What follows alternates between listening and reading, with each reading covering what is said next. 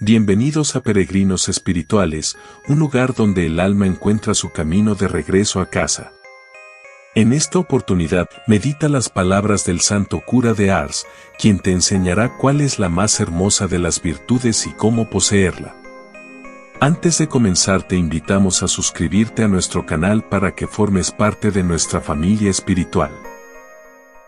Podía manifestarnos de una manera más evidente, nuestro divino Salvador, la necesidad de humillarnos, esto es, de formar bajo concepto de nosotros mismos, ya en nuestras acciones, como condición indispensable para ir a cantar las divinas alabanzas por toda una eternidad.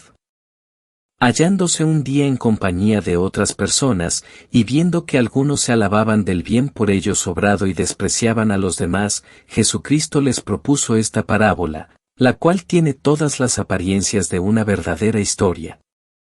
Dos hombres, dijo, subieron al templo a orar, uno de ellos era fariseo, y el otro publicano.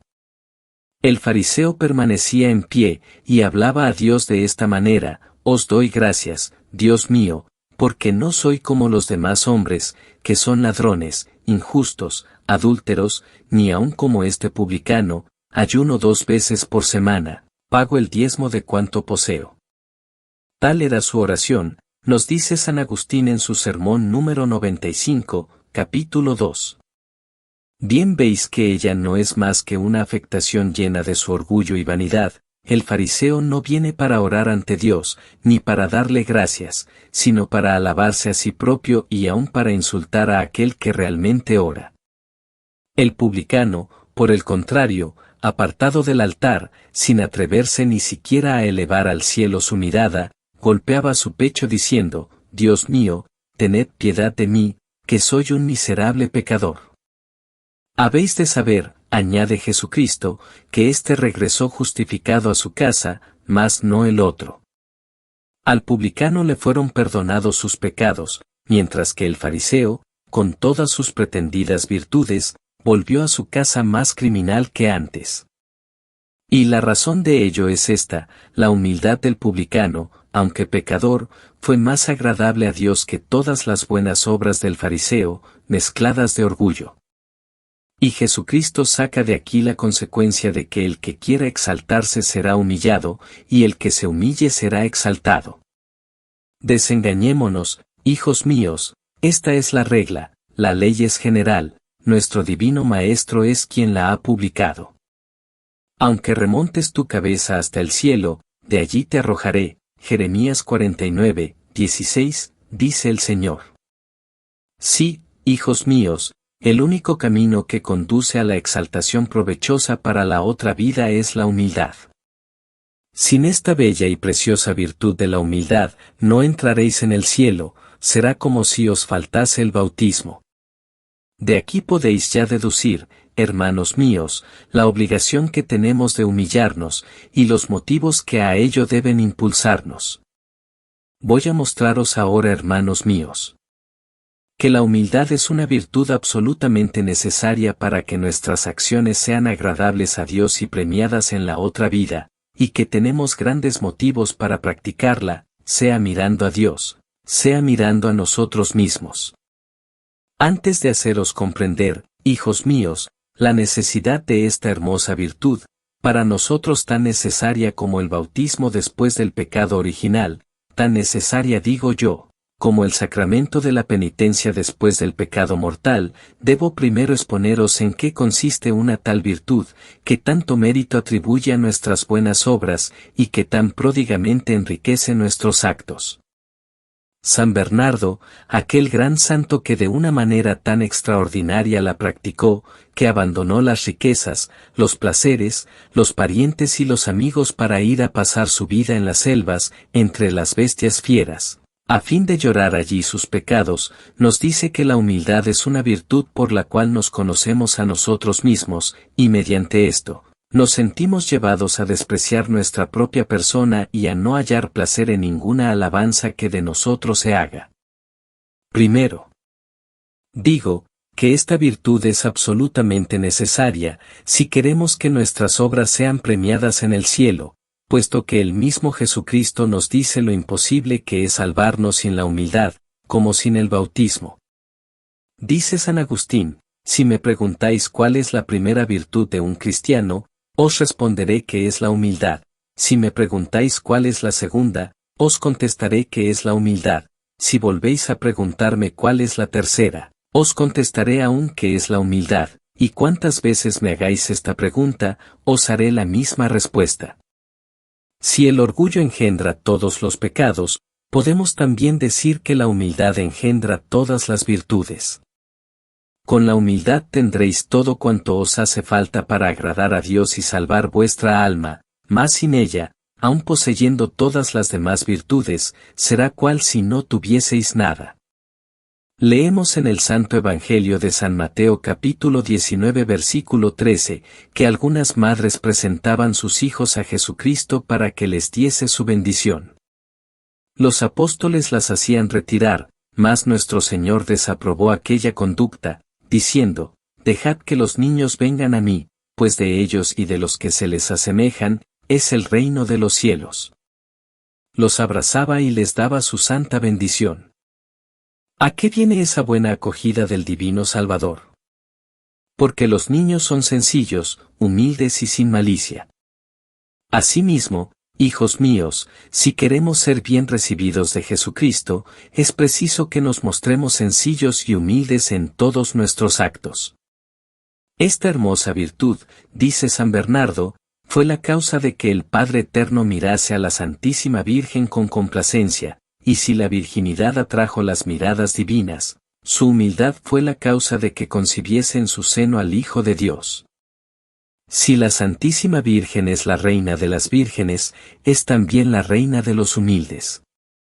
Preguntaba un día Santa Teresa al Señor, ¿por qué en otro tiempo, el Espíritu Santo se comunicaba con tanta facilidad a los personajes del Antiguo Testamento, patriarcas o profetas, declarándoles sus secretos, cosa que no hace al presente? El Señor le respondió que ello era porque aquellos eran más sencillos y humildes, mientras que en la actualidad los hombres tienen el corazón doble y están llenos de orgullo y vanidad. Dios no se comunica con ellos ni los ama como amaba a aquellos buenos patriarcas y profetas, tan simples y humildes. Nos dice San Agustín, si os humilláis profundamente, si reconocéis vuestra nada y vuestra falta de méritos, Dios os dará gracias en abundancia, mas, si queréis exaltaros y teneros en algo, se alejará de vosotros y os abandonará en vuestra pobreza. Nuestro Señor Jesucristo, para darnos a entender que la humildad es la más bella y la más preciosa de todas las virtudes, comienza a enumerar las bienaventuranzas por la humildad, diciendo, bienaventurados los pobres de espíritu, pues de ellos es el reino de los cielos. Nos dice San Agustín, que esos pobres de espíritu son aquellos que tienen la humildad por herencia. Dijo a Dios el profeta Isaías, Señor, ¿sobre quiénes desciende el Espíritu Santo? ¿Acaso sobre aquellos que gozan de gran reputación en el mundo o sobre los orgullosos? No, dijo el Señor, sino sobre aquel que tiene un corazón humilde. Isaías 66, 2. Esta virtud no solamente nos hace agradables a Dios, sino también a los hombres. Todo el mundo ama a una persona humilde, todos se deleitan en su compañía. ¿De dónde viene, en efecto, que por lo común los niños son amados de todos, sino de que son sencillos y humildes? La persona que es humilde cede siempre, no contraría jamás a nadie, no causa enfado a nadie, se contenta de todo y busca siempre ocultarse a los ojos del mundo. Admirable ejemplo de esto nos lo ofrece San Hilarión. Refiere San Jerónimo que este gran santo era solicitado de los emperadores, de los reyes y de los príncipes, y atraía hacia el desierto a las muchedumbres por el olor de su santidad, por la fama y renombre de sus milagros. Mas él se escondía y huía del mundo cuanto le era posible. Frecuentemente cambiaba de celda, a fin de vivir oculto y desconocido, lloraba continuamente a la vista de aquella multitud de religiosos y de gente que acudían a él para que les curase sus males. Echando de menos su pasada soledad, decía, llorando, he vuelto otra vez al mundo, mi recompensa será solo en esta vida, pues todos me miran ya como persona de consideración. Y nada tan admirable, nos dice San Jerónimo, como el hallarle tan humilde en medio de los muchos honores que se le tributaban. Habiendo corrido el rumor de que iba a retirarse a lo más hondo del desierto donde nadie pudiese verle, se interpusieron 20.000 hombres para atajarle el paso, mas el santo les dijo que no tomaría alimento hasta que le dejasen libre. Persistieron ellos durante 7 días, pero, viendo que no comía nada, huyó entonces a lo más apartado del desierto, donde se entregó a todo cuanto el amor de Dios pudo inspirarle. Solo entonces creyó que comenzaba a servir a Dios. Tomado de la vida de los padres del desierto, tomo 5. Décime, hijos míos, ¿es esto humildad y desprecio de sí mismo? Ay, cuán raras son estas virtudes, mas también cuánto escasean los santos. En la misma medida que se aborrece a un orgulloso, se aprecia a un humilde, puesto que éste toma siempre para sí el último lugar, respeta a todo el mundo, y ama también a todos. Esta es la causa de que sea tan buscada la compañía de las personas que están adornadas de tan bellas cualidades. Segundo, digo que la humildad es el fundamento de todas las demás virtudes. Quien desee servir a Dios y salvar su alma, debe comenzar por practicar esta virtud en toda su extensión. Sin ella, nuestra devoción será como un montón de paja que habremos levantado muy voluminoso, pero al primer embate de los vientos queda derribado y deshecho. Sí, hijos míos, el demonio teme muy poco esas devociones que no están fundadas en la humildad, pues sabe muy bien que podrá echarlas al traste cuando le plazca. Lo cual vemos en la vida de los padres del desierto. Aconteció a aquel solitario que llegó a caminar sobre carbones encendidos sin quemarse, pero, falto de humildad, al poco tiempo cayó en los más deplorables excesos. Si no tenéis humildad, podéis decir que no tenéis nada, a la primera tentación seréis derribados. Se narra en la vida de San Antonio, que Dios le hizo ver el mundo sembrado de lazos que el demonio tenía preparados para hacer caer a los hombres en pecado. Quedó de ello tan sorprendido, que su cuerpo temblaba cual la hoja de un árbol, y dirigiéndose a Dios, le dijo: «Ay, Señor, ¿quién podrá escapar de tantos lazos?».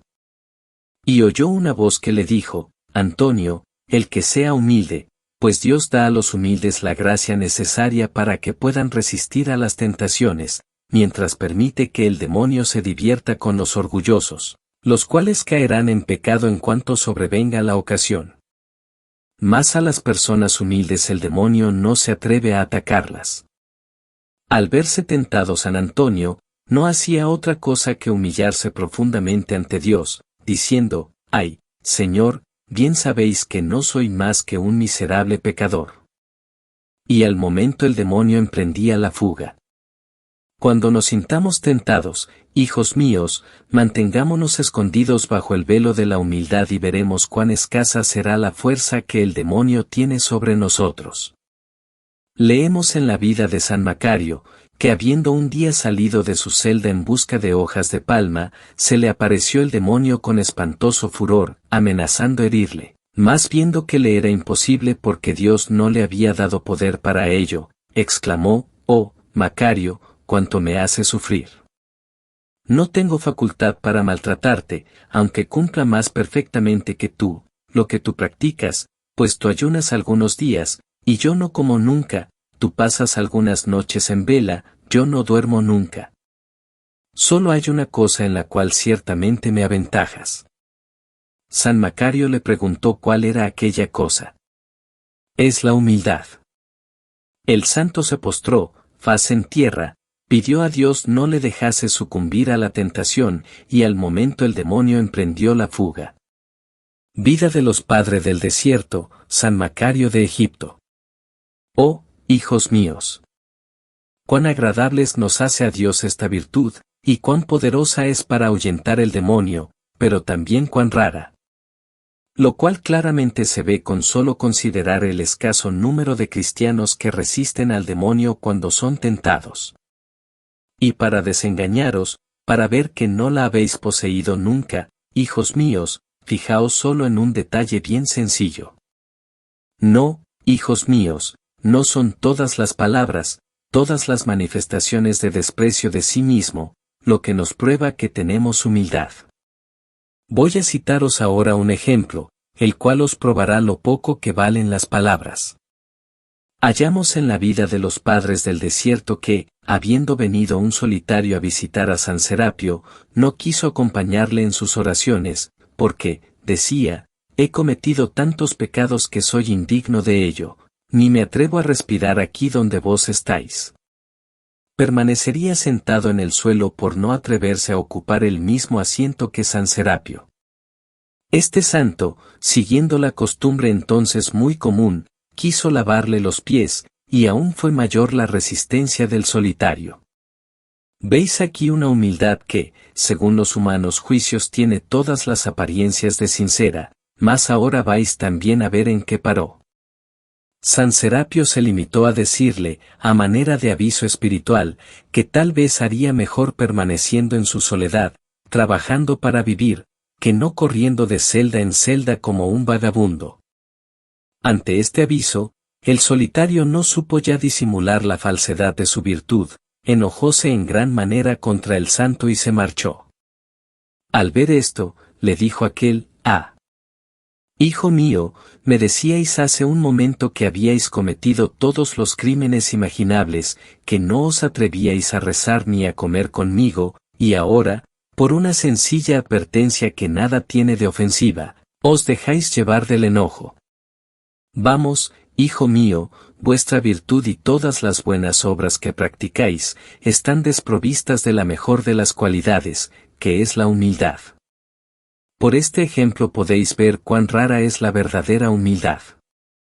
Ay, cuánto abundan los que, mientras se los alaba, se los lisonjea, o a lo menos, se les manifiesta estimación, son todo fuego en sus prácticas de piedad, lo darían todo, se despojarían de todo, más una leve reprensión, un gesto de indiferencia, llena de amargura su corazón, los atormenta, les arranca lágrimas de sus ojos, los pone de mal humor, los induce a 1000 juicios temerarios, pensando que son tratados injustamente, ¿qué no es este el trato que se da a los demás?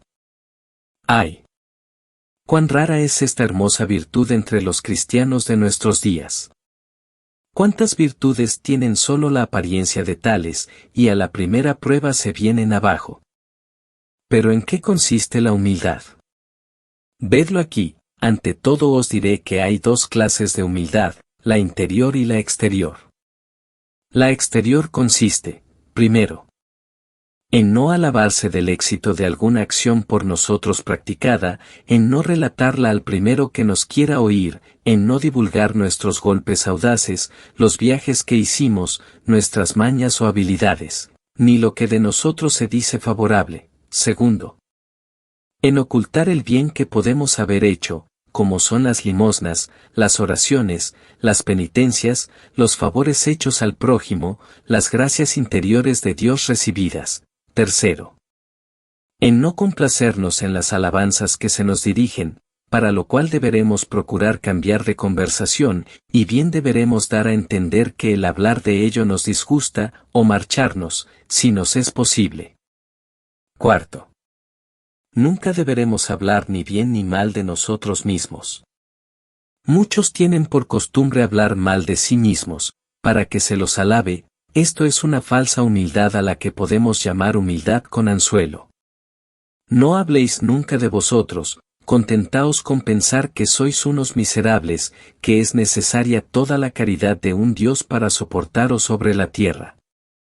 Quinto, nunca se debe disputar con los iguales, en todo cuanto no sea contrario a la conciencia, debemos siempre ceder, no hemos de figurarnos que nos asiste siempre el derecho, aunque lo tuviésemos, hemos de pensar al momento que también podríamos equivocarnos, como tantas veces ha sucedido, y sobre todo, no hemos de tener la pertinacia de ser los últimos en hablar en la discusión, ya que ello revela un espíritu repleto de orgullo.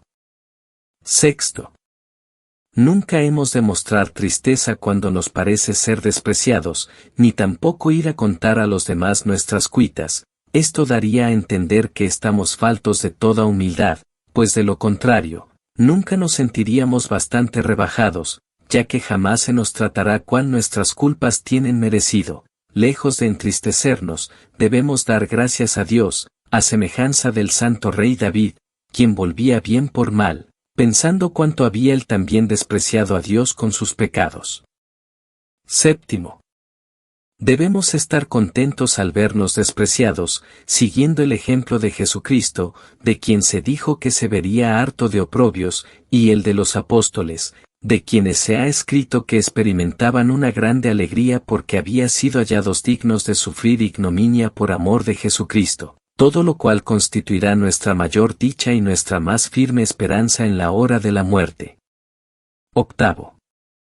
Cuando hemos cometido algo que nos pueda ser echado en cara, no debemos excusar nuestra culpa, ni con rodeos, ni con mentiras, ni con el gesto debemos dar lugar a pensar que no lo cometimos nosotros.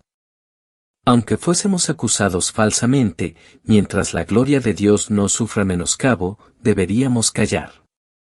Ved lo que sucedió a aquella joven que fue conocida con el nombre de hermano Marín.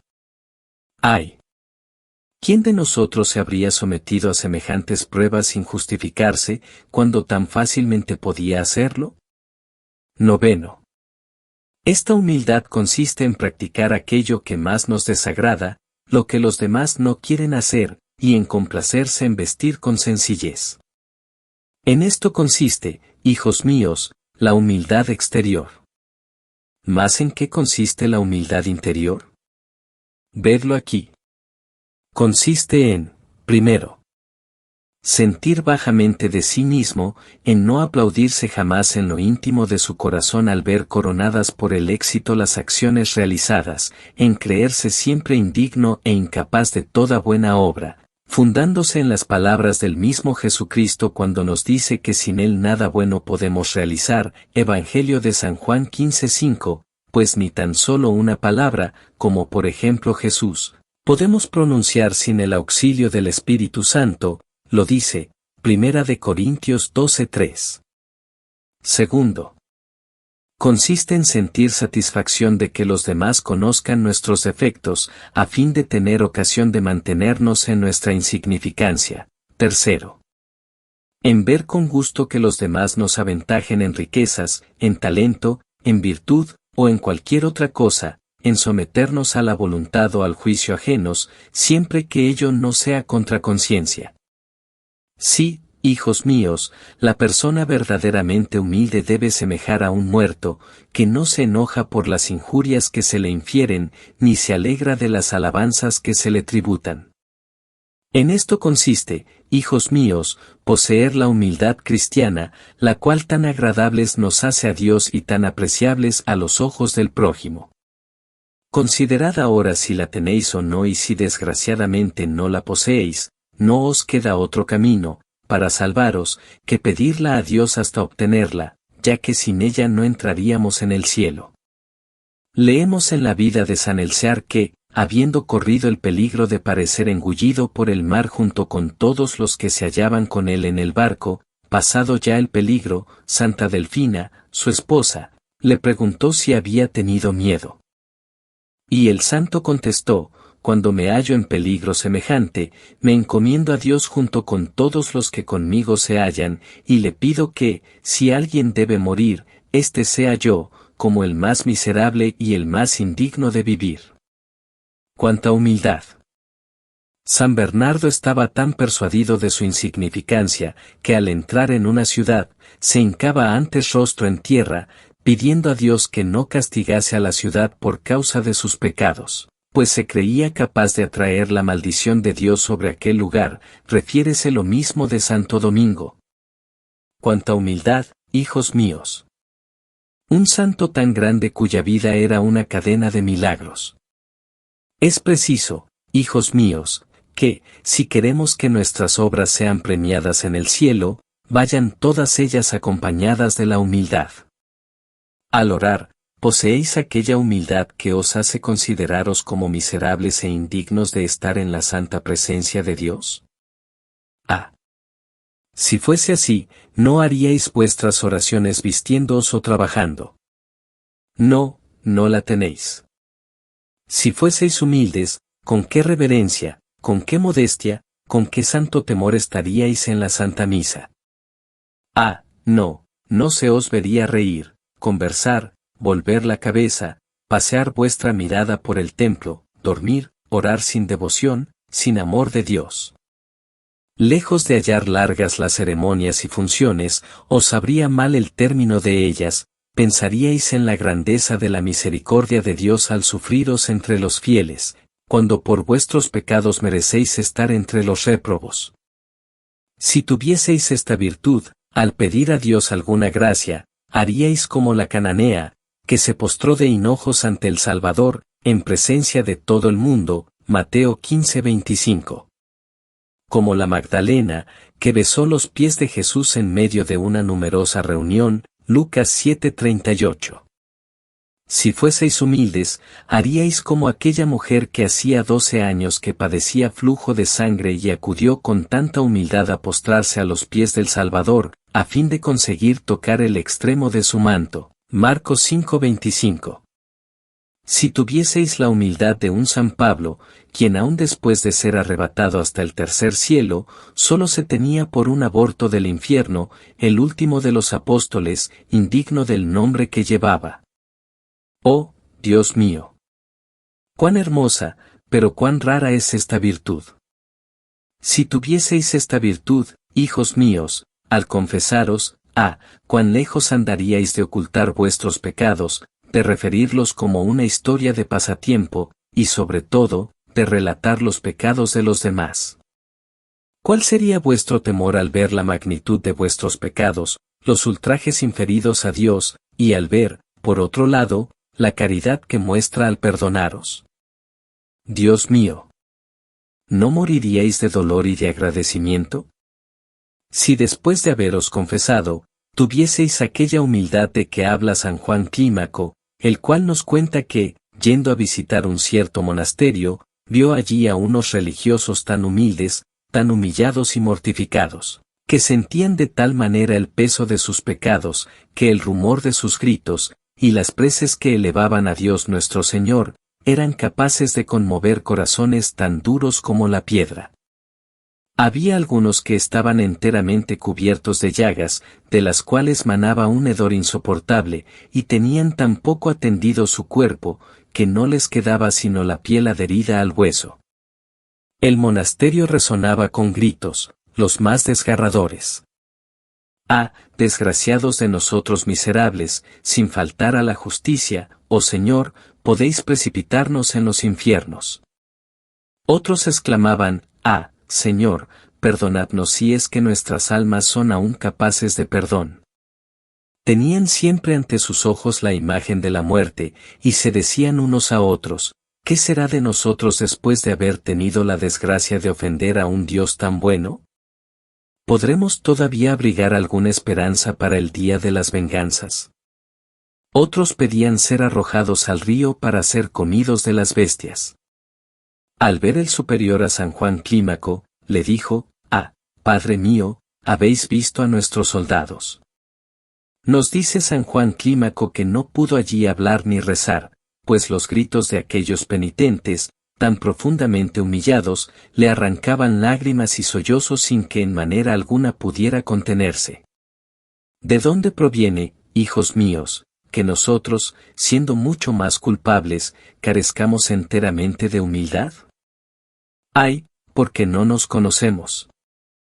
Sí, hijos míos, al cristiano que bien se conozca, todo debe inclinarle a ser humilde, y especialmente estas tres cosas, a saber, la consideración de las grandezas de Dios, el anonadamiento de Jesucristo, y nuestra propia miseria.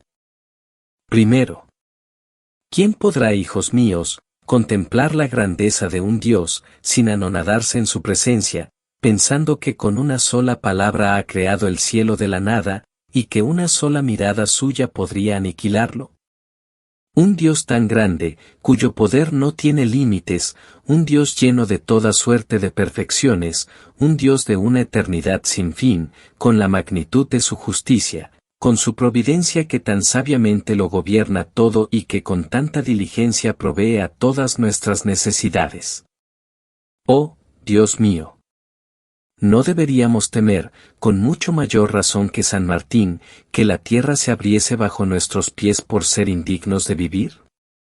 Ante esta consideración, hijos míos, ¿no haríais como aquella gran penitente de la cual se habla en la vida de San Pafnucio? Aquel buen anciano, dice el autor de su vida, quedó en extremo sorprendido, cuando, al conversar con aquella pecadora, la oyó hablar de Dios. El santo abad le dijo, ¿ya sabes que hay un Dios?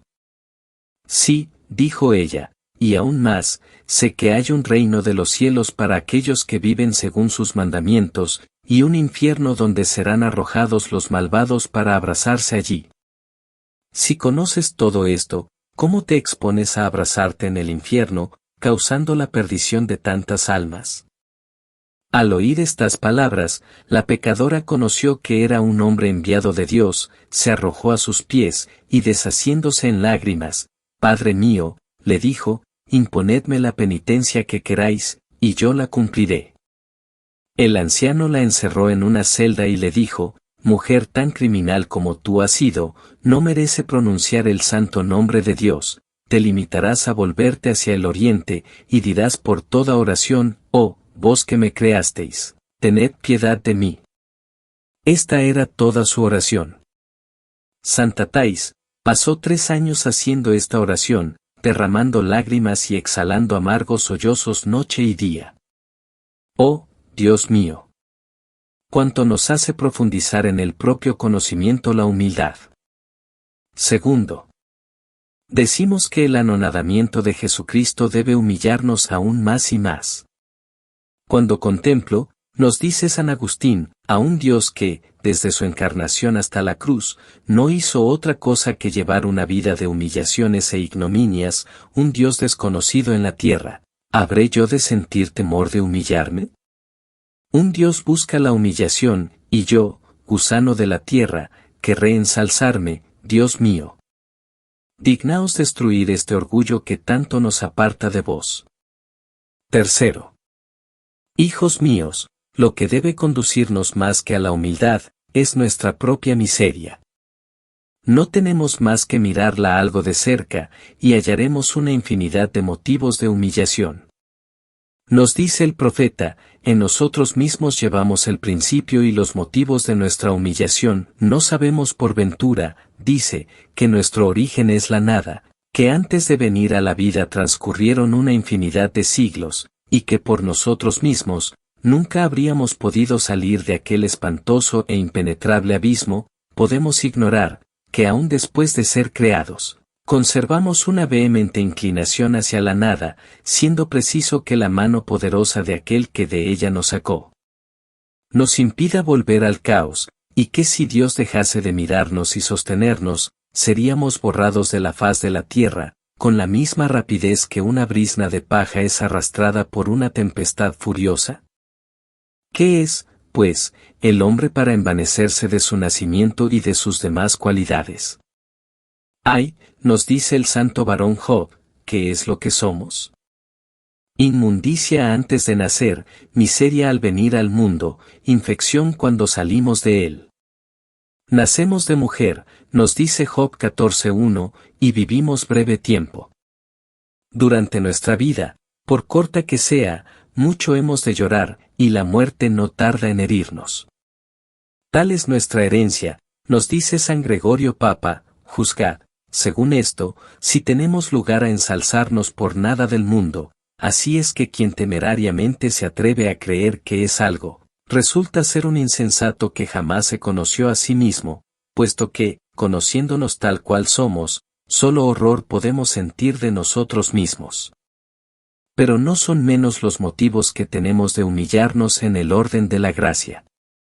Por grandes talentos y dones que poseamos, hemos de pensar que todos nos vienen de la mano del Señor, que los da a quien Él quiere, y por consiguiente, no nos podemos alabar de ellos.